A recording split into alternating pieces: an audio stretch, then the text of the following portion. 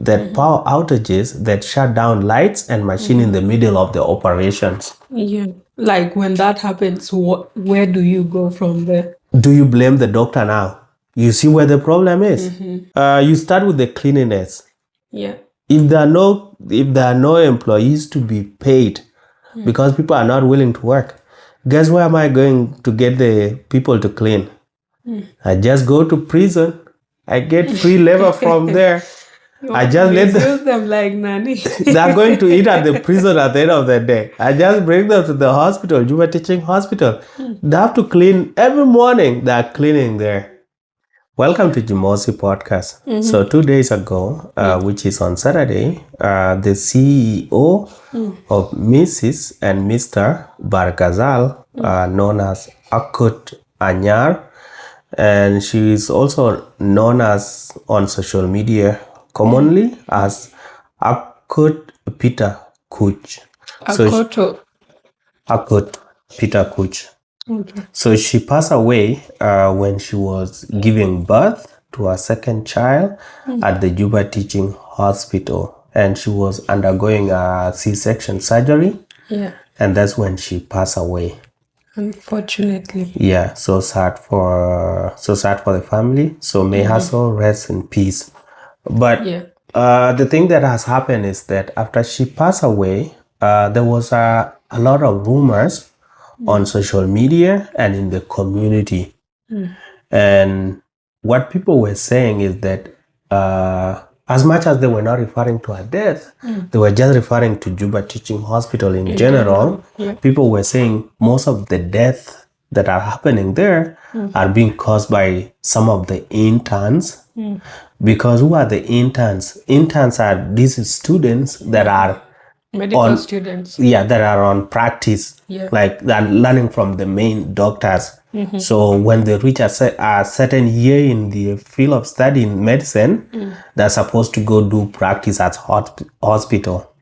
So there are some of interns from Juba University that goes to Juba Teaching and Referral Hospital to do their interns there. Internship. So people were saying these interns are the ones that are performing the C-sections, hence killing of pregnant women or women that are giving birth during that time. That's the rumors that was ongoing there, that the main doctors are not there. It is the interns that are doing the surgeries. But one of the doctors came out and wrote a nice article outlining, clearing out the rumors first, and then outlining some of the challenges that are facing Juba Teaching Hospital, starting with the hospital itself, the doctors and the interns, and then to the government. So it touched on the three part of it. But when we look at that, and some of them were even saying that Juba Teaching Hospital is a training ground for the interns. Yeah. And I think people are deriving that from the fact that it's a teaching and referral hospital. So clearly, even from the name itself, it means medical student at some point, they'll have to go there for their training and internship. It's called residency, like in medical terms. So that's something that happens even where we are in all countries. Medical students, like in their final year or during practicals, they intern at actual hospitals, but with the guidance of experienced doctors. Yes, experienced doctors. Yeah. So the thing with our society is when death happened, which is unfortunate, we tend to blame each other. Yeah. But what I like about this doctor is outlining some of the issues that are really affecting this hospital and South Sudan in general, healthcare system. Yeah. And people will create stories just to put a blame on somebody, which is not the case. But let's look at the part where the government, because let's start with you already stated part of the intern, right? Yeah. That it's not about the intern. It happened worldwide. Yeah. That for you to know something when you are when you are learning something and you want to put it in practice, you have to learn under the guidance of an experienced person. Yes. Apprenticeship. An expert in that field. Yeah.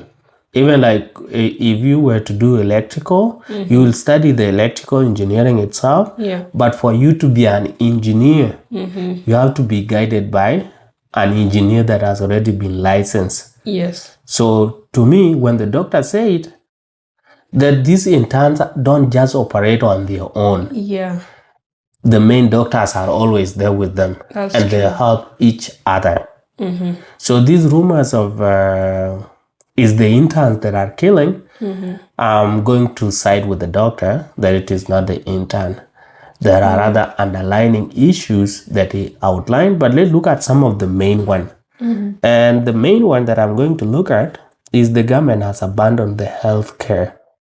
True. Do you agree with that? Yes, I do. Because like I looked at, we've been to Juba severally, right? And then there was a time I went to multiple hospitals because of sickness. Yeah.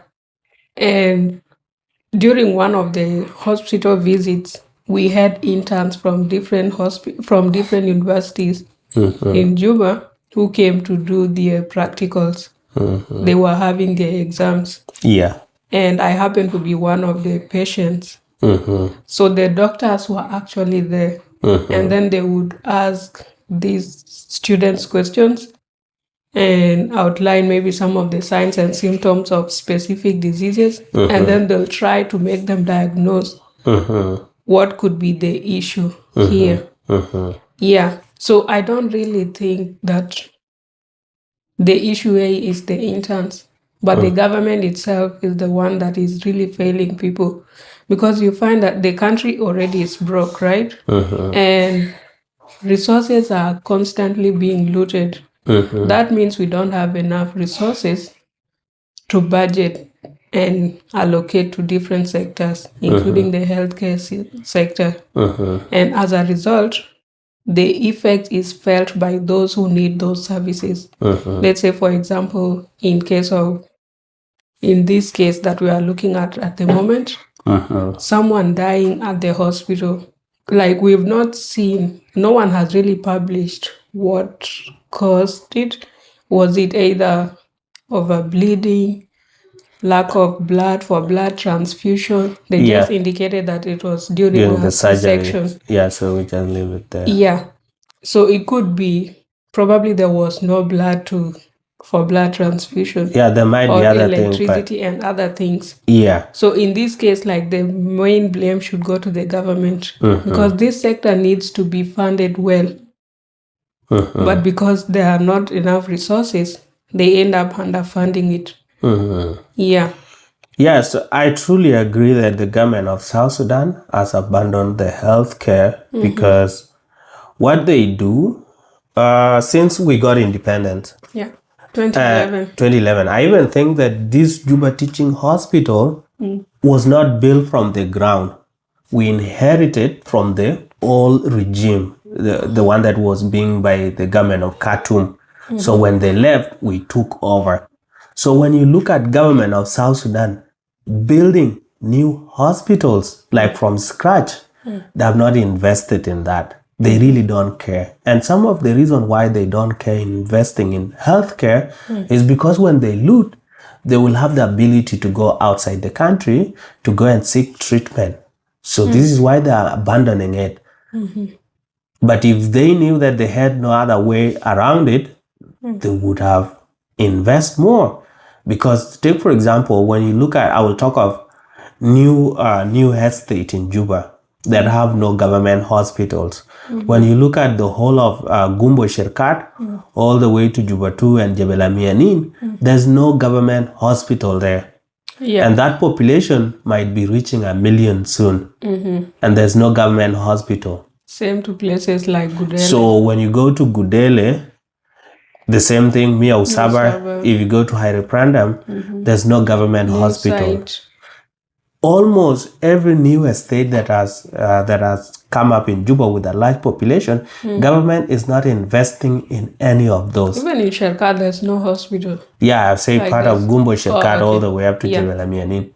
So if the government itself cannot just invest even within the capital city, where else are they going to invest? I cannot talk of the state's governments. I cannot talk of the villages. Those ones have been completely abandoned.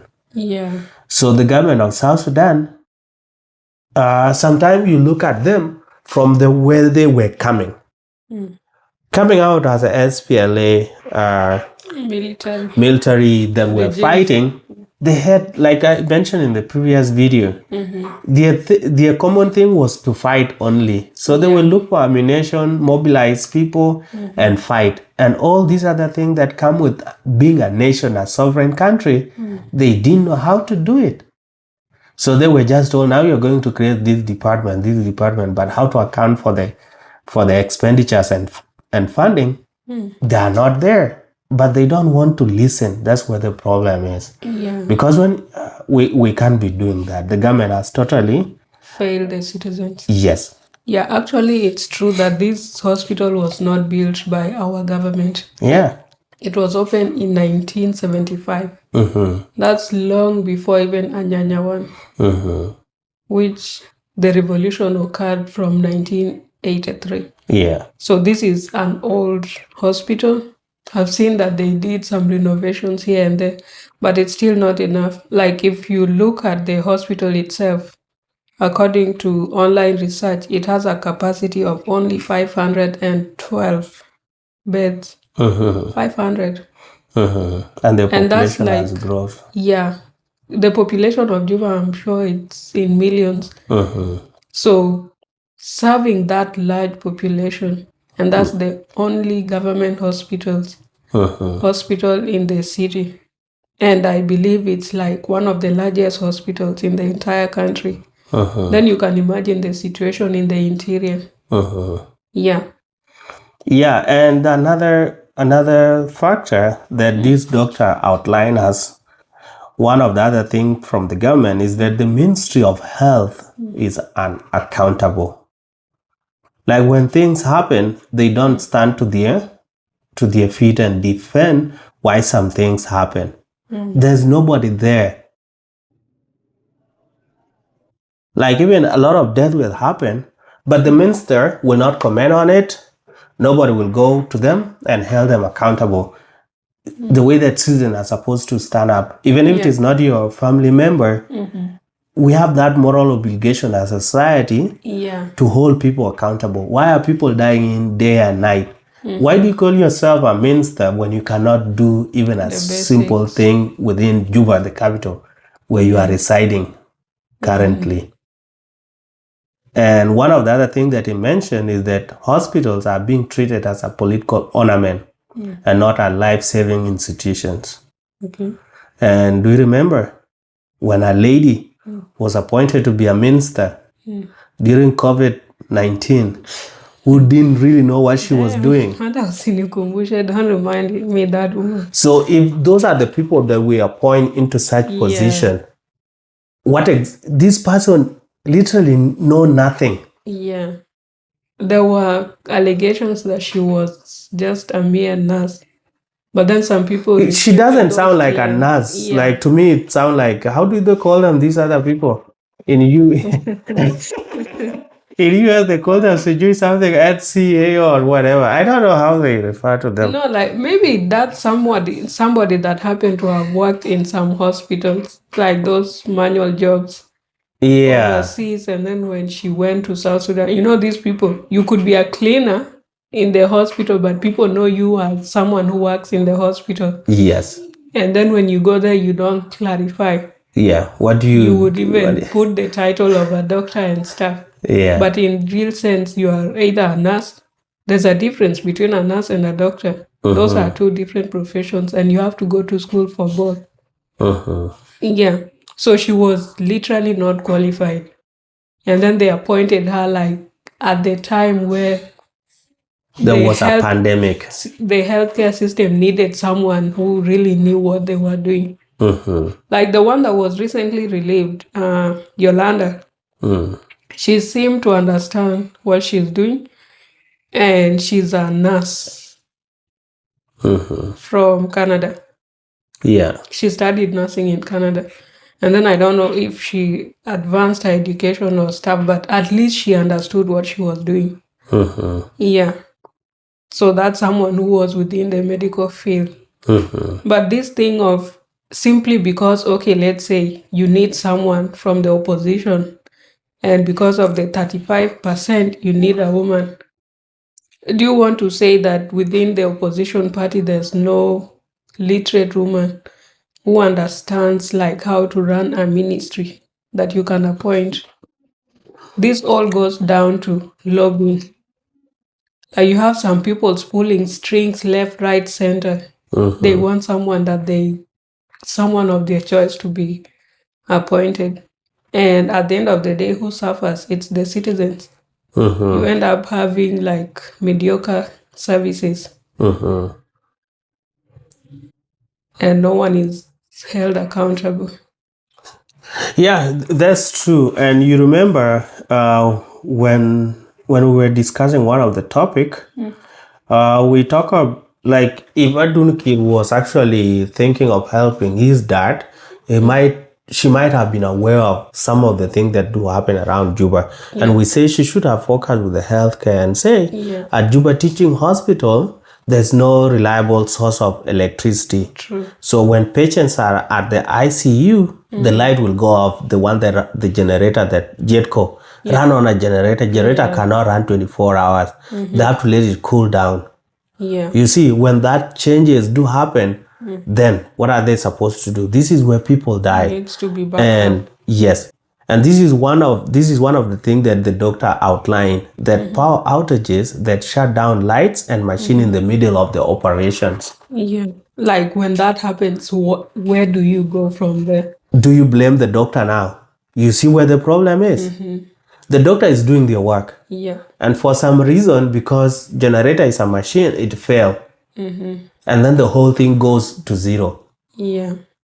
Like some of now these the oxygen operations- supply, the blood transfusion that was happening in the process of Everything surgery, simply shut everything down. coming to an end.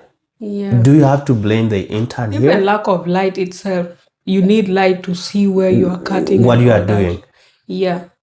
So if all those are shut, then some machines, like during some operation, you have to be on anesthesia, and then you might have some, if you lack oxygen, you need to have something put in your nose. Yeah.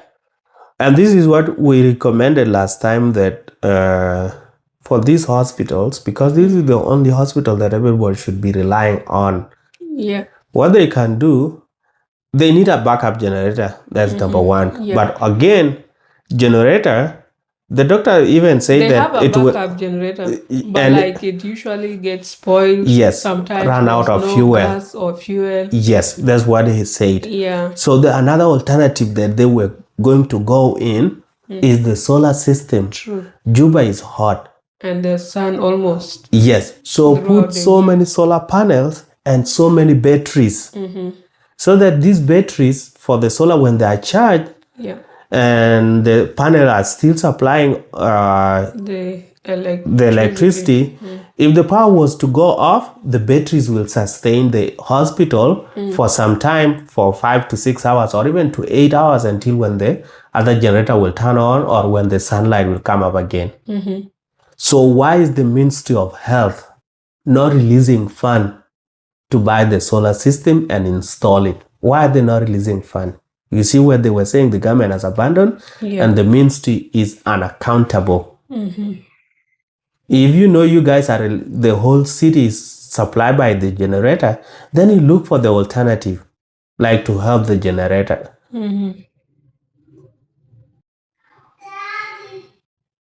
And somebody is not going to make any changes even when these issues are outlined. Yeah.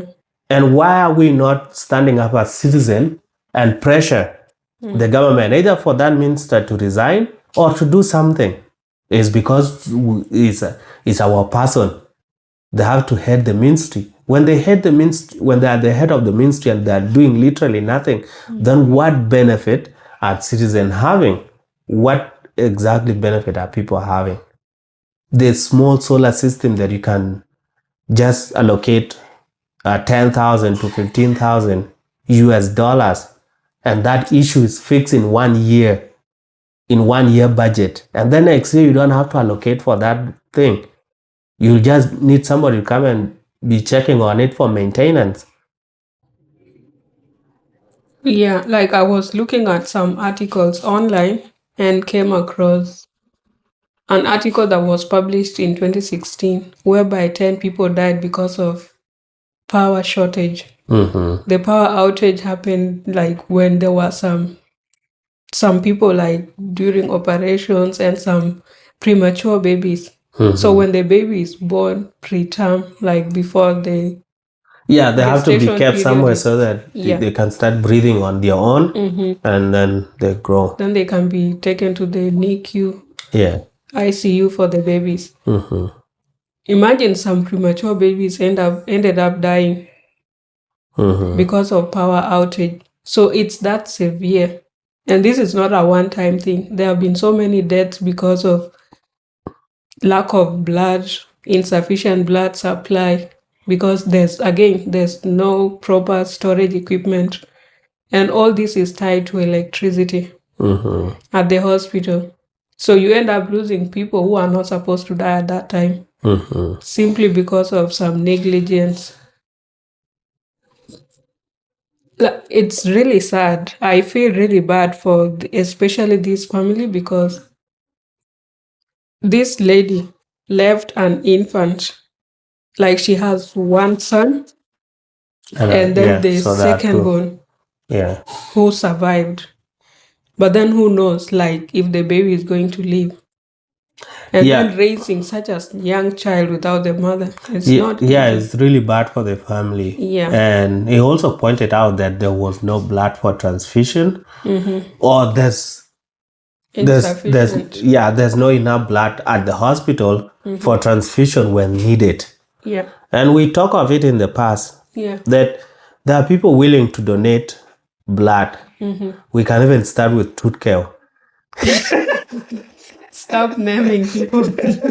You can donate blood. So a lot of citizens are willing. Doesn't have to be tooth care. Even I myself, I can donate. But the thing is, they should have a storage where they keep this blood. We don't have to be running around for relatives when the blood is needed. Come, let's see if your blood will match with this person. Why do the last minute thing? And it's not like when your blood is taken, blood is what makes you look fat or is what makes you run. Some of you are having excess blood. So remove the blood, give it to the hospital, and the hospital need that reliable power supply so that they're able to keep it safe for the days that it will be needed at the hospital. Why are those initiatives not being started?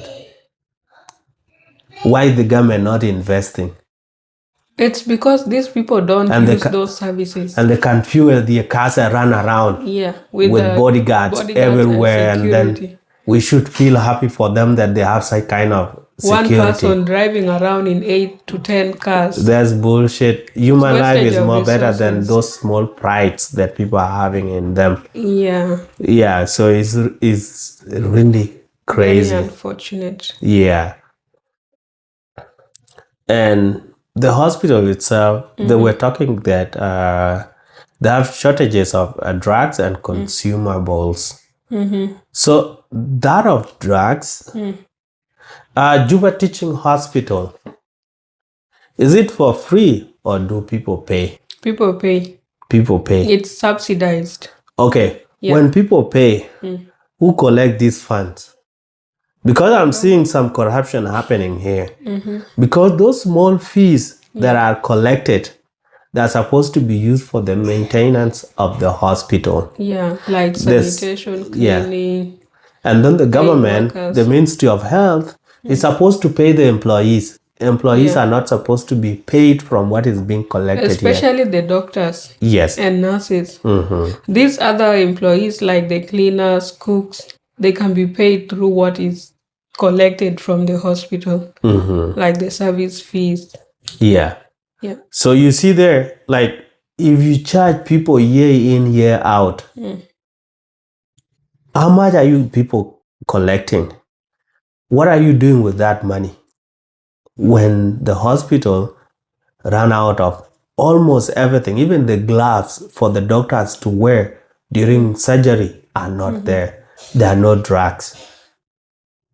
For the drug, I can say, okay, prescribe for them. They'll go and look in the community. But there are those people that are, let's say, those ones that are hospitalized in a hospital. They need supply. Yes, you need those ones within a hospital. Yeah. And if it is that crazy, you can let a private entity come into the hospital and open a pharmacy there and have all the medicine that are very common and are commonly used in that hospital. So that if the family members are able to come up with some money here and there, they just go to the pharmacy there, buy the drugs, come give it here. If the government has failed, give the private entity that window so that they can open within the institution. Yeah, these people, like, everything is about corruption and making profits. They don't really look at the Human common life. good, and saving the lives. Because I know hospitals like El Sabah, it's in Juba Teaching. I think it's kind of funded by the UN, World It's an Vision, NGO thing. Yeah. And then that hospital, they have a pharmacy. That pharmacy, I think it's a private pharmacy. But then when they prescribe medication, you as the patient, or like someone who's taking care of you at the moment when you are bedridden, you'll go to that pharmacy and then buy the drugs, and then you bring them, including the syringe for injections and stuff. And then the doctor will go and inject you, but they give you a prescription. But then those medicines are also subsidized. They are not like making that much profit. So I feel like the same thing can happen at Juba Teaching Hospital. And then also they usually get donations in terms of medicine. But then these people, like, because of greed or something like that, those medicines are not given to people who need them. Somebody will go and sell them. Yes. They'll just be driving in the community. You are a big person, but you are stealing from the poor. Yeah. Where's your Like, conscience? why would you do that? Just, if something is given for a particular purpose, use it to fulfill that purpose. And then let everyone benefit. Yeah, whoever can afford to buy the medicine, they can buy. But those who cannot afford, let them at least save their lives. And then it's even better to accumulate a bill, and then when someone is being discharged, you let them pay something. Yeah. Yeah, it's crazy. And then another issue that was outlined by the doctor is that the equipments are non-functional. They're not functioning. Yeah.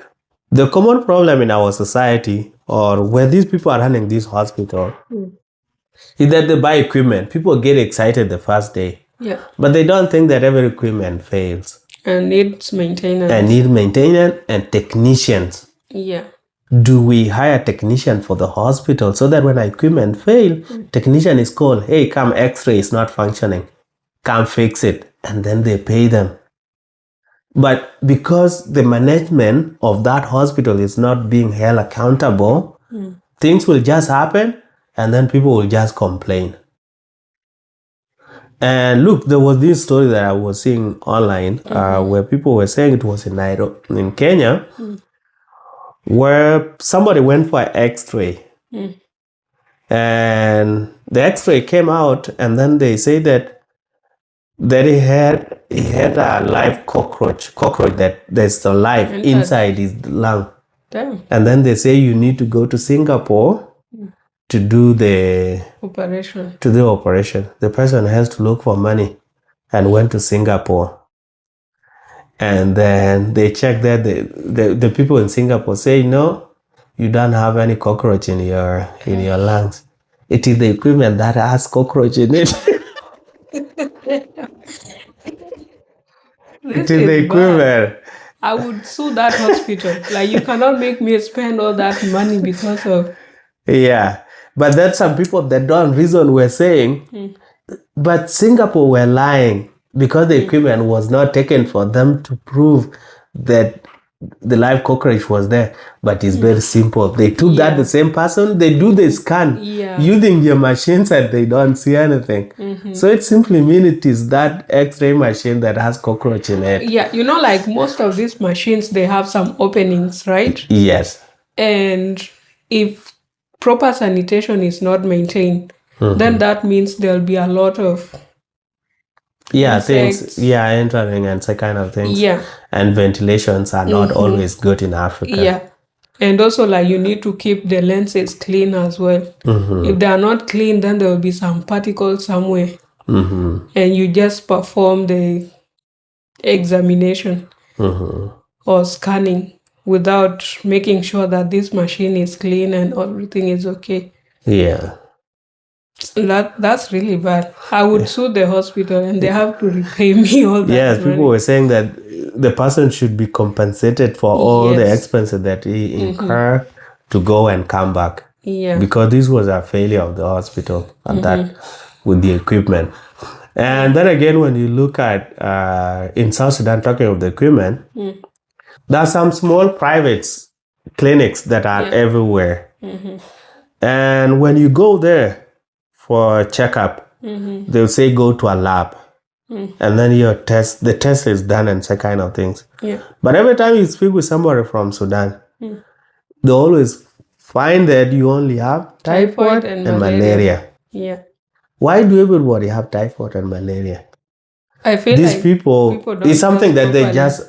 they have just mastered, that when The you say it's typhoid and malaria, you just give medicine. The medicine will not kill you, but it will not cure the thing at the same time. And then they collect their fees. And in one of the hospital, I saw they were using a microscope that is used in that's used in high school. When we were in high school, we used that microscope to view at living things. Yes. Parts of the leaves. During the biology. Animals, insects. And draw what we're seeing. Yeah. Now, those microscopes are the ones that are being used to determine what are you sick of. Yeah. For the blood work and other things like stool. This is a total bullshit. You people are killing people.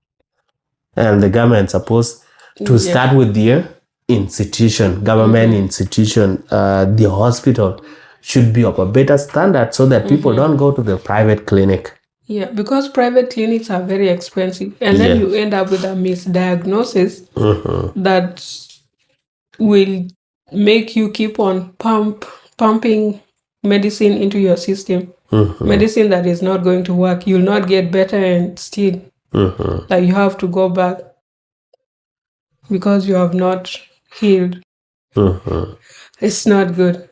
And then it's even easier for the main hospital or government institution to acquire some of these machines compared to an individual. Like, a small private clinic would not have sufficient funds to ensure that they have proper equipment that is needed. Yeah. But then for a government institution, this is whereby you have a whole ministry of health with some fundings that need to be allocated to them. Just do the necessary. Allocate funds and make sure these funds are audited so that people don't get any loopholes of stealing. Yeah. Because when you steal, it's the local citizens or the local population that will suffer. And these people will end up wanting allowances to go for medication when they fall sick. Yeah. And they have the connection and networks to ask for money.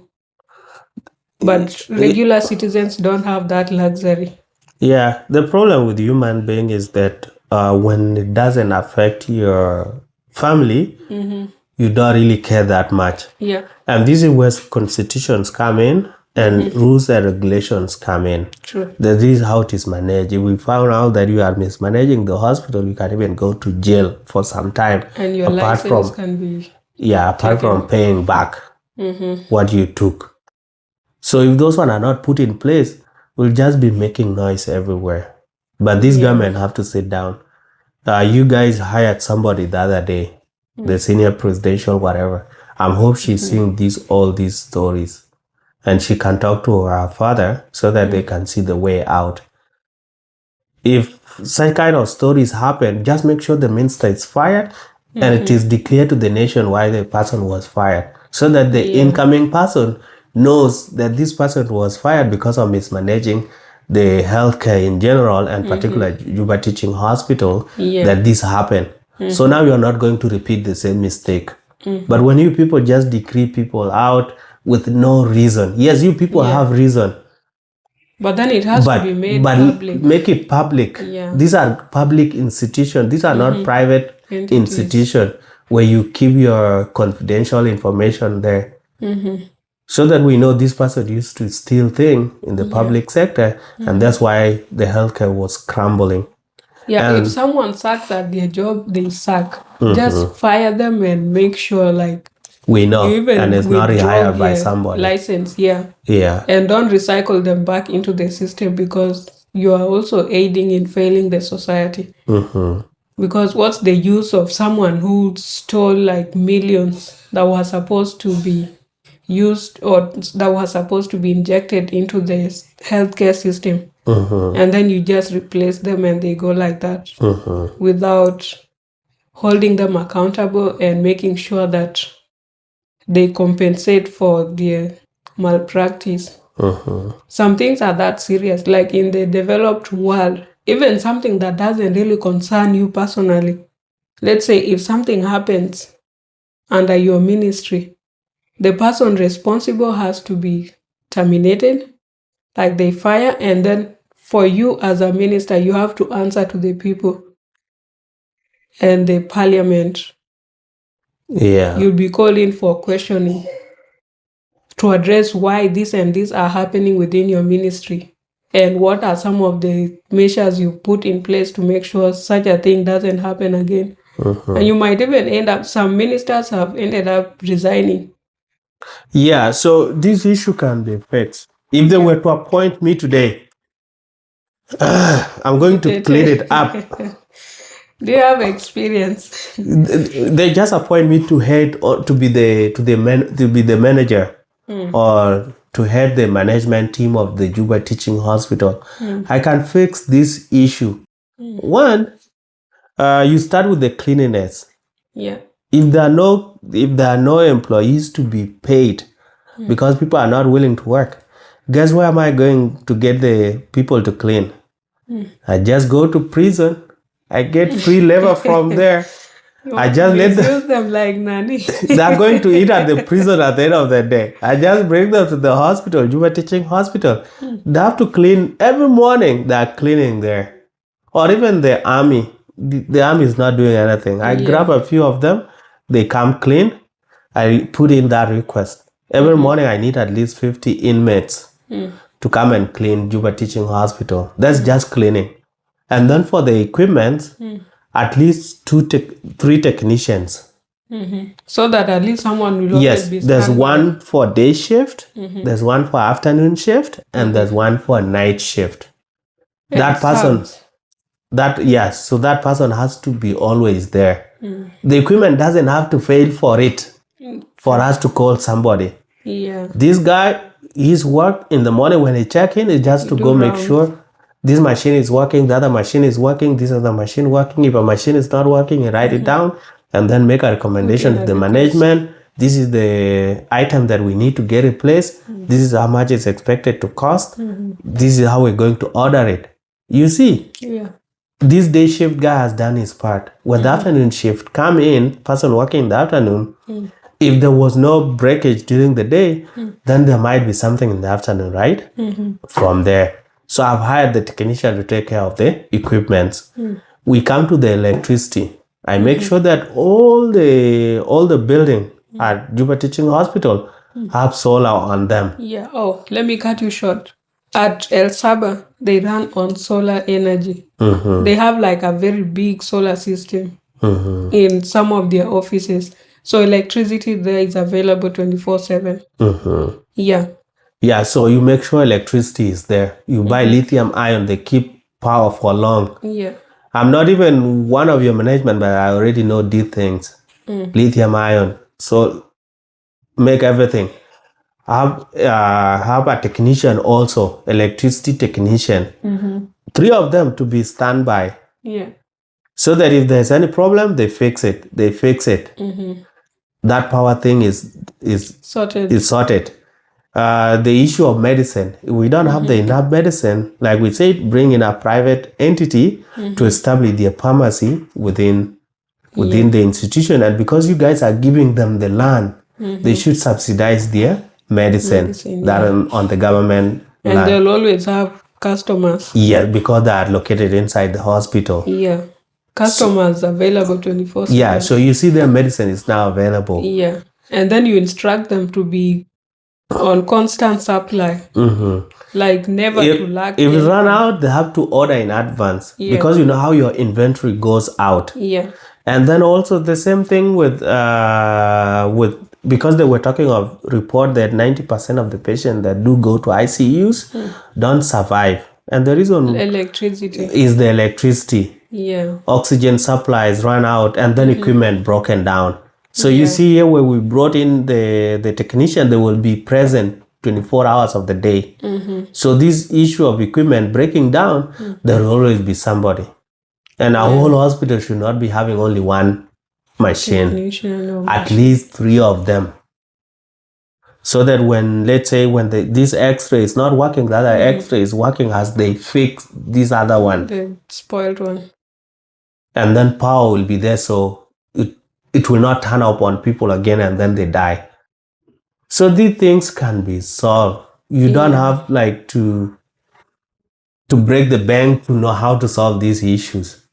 And then people are also paying. Yeah.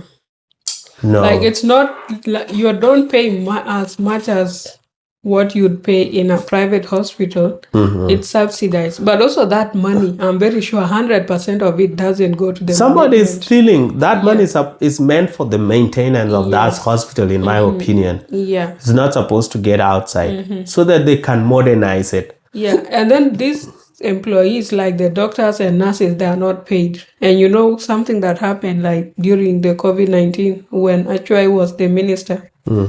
There's a time she was telling the doctors to try as much as possible to volunteer so that they save people's lives, even if they are not getting paid. Like, how do you expect these people to get the motivation every morning and every night to come to work when you are not paying them? And they have expenses. Yeah. So they'll need to eat and they'll need to feed their family. If you're not paying someone, then they'll go and look for private practice somewhere else so that they earn a living. Yeah. These people need to cut down on that parliament size. Over 500 MPs are not needed. The population is too small. If they don't have enough funds to compensate civil servants and especially people within the military and the healthcare system, then you reduce the size of the government. Yeah, that's what they're supposed to do. But you know, sometimes when they try to reduce it, they fight. And when they fight, there's no country. Compromise. There's no country even to run. So there's a lot of bullshit that's going on there. So what they're supposed to do, sometimes you are supposed to be open with people. Yeah. Call the doctor's management. Tell them, in our means, this is how much we have been given. And this is how we are allocating it. If there's transparent in it, even the doctors can propose what can be done to fix the issue. Yeah. And the issue should not always end with the minister only. The president has to be informed. Yeah. So that he knows of all these issues happening in this country. You know, sometimes like the minister would go to the hospital for a visit to like do those routine visits, and then it makes news. That tells you everything that is wrong with the system, because it should not be a surprise. That's like, it's like your house, right? Yeah. When you come home, people should not celebrate that you have returned home. You are expected to go home. So the same thing applies with this. If you are heading a ministry, then you have to go to the ground. and see. And you don't just have to go to the Juba Teaching Hospital alone. Go to even those private hospitals. Make sure there's inspection to ensure that they are meeting all the requirements and the standards of service that is needed there. You find that people opening a clinic with high school certificate simply because they got some capital to start a clinic. Yeah. And they see that this is something that is needed within the community because there are no hospitals nearby. So those people end up misdiagnosing people. And then if you go for injection, someone will keep on injecting your veins, and they would even almost destroy your veins because they can't find them. And that's simply because they are not educated in that field. But you know the problem with that, when those people that come to the help of people because they have the capital to start a clinic, they're always targeted by the government with no solution. You see, the clinic will be closed, but the government is not going to open an alternative. You see? No, like, and then the government is not improving their own existing hospitals. Yeah. So at the end of the day, people are going to die.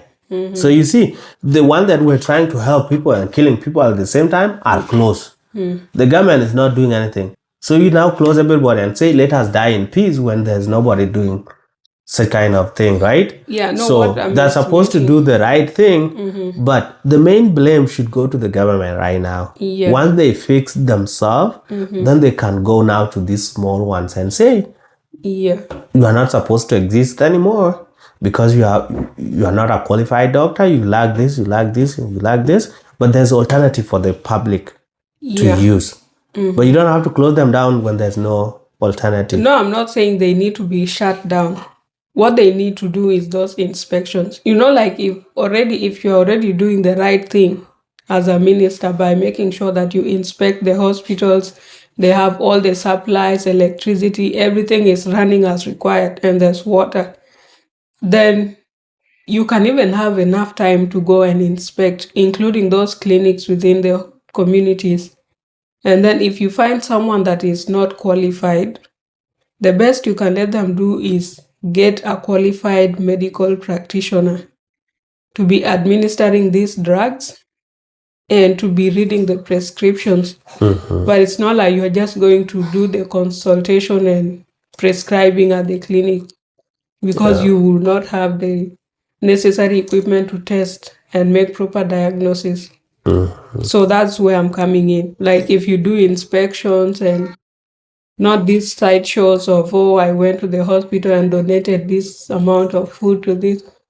People in hospitals don't need food. They need medicine. They need proper treatment. Get better. Yeah. And food alone is not enough to make sure that they survive what's affecting them. Those people are not in hospital because of starvation. Yeah. It's because there's something inside their body they need to get fixed so that the appetite can come back. Yeah. So like there's literally a lot these people are missing, and I don't know. Like sometimes I feel these people just want those positions for bragging rights and getting these benefits that come with being a government employee. Yeah, then we are supposed to call them out. When you see somebody bragging, you just say, man, you people brag, but you're not doing nothing. Completely zero work.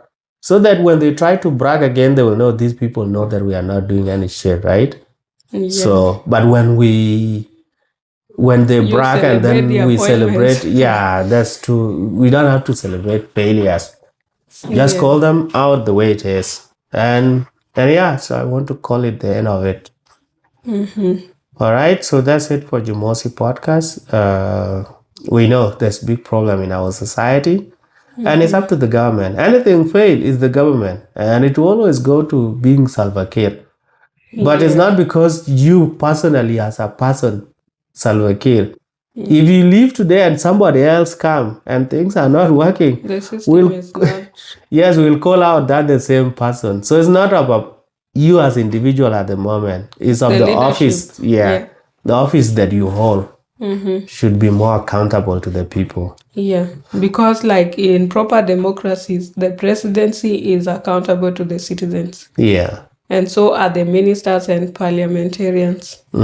If you mess up with your role, you're supposed to be kicked out and can always somebody get else. another person. There are millions of people, man. You cannot be like the right person in that position. Millions people. There's nowhere it is written. You are the only person that can do shit. You'll find even someone who's better or multiple people that are better than you at whatever you are doing. It's just that they didn't get that chance to have that position that you hold.